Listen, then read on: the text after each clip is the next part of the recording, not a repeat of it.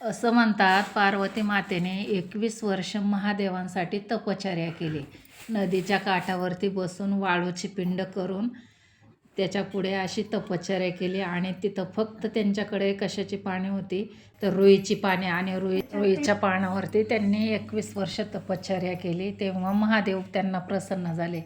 हे व्रत तर खरं कुमारिकेपासून सुरुवात होते. या व्रताची कुमारिकेने करायचं असतं आणि नंतर मग लग्न झाल्यानंतर जोपर्यंत आपला पती आहे तोपर्यंत ही स्त्रिया हे व्रत करत असतात.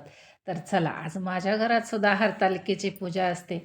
तर हरतालिका म्हणजेच पार्वती माता. आणि काही लोक मूर्त्या आणतात, त्या पुजतात आणि त्यांची व्यवस्थित ठेवण करत नाही.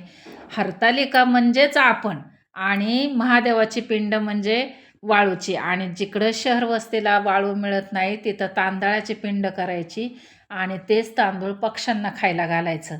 तर अशी असते हरतालिकेची पूजा. आणि काही लोक ते मूर्ती आणतात आणि त्याची ते ठेवतात, त्यांची पूजा करतात. तर खरी पूजा ही वाळूच्या पिंडेची असते. वाळू नसेल तर मग तांदळाची असते. तर मी केलेली पूजा कशी झाली नक्की सांगा.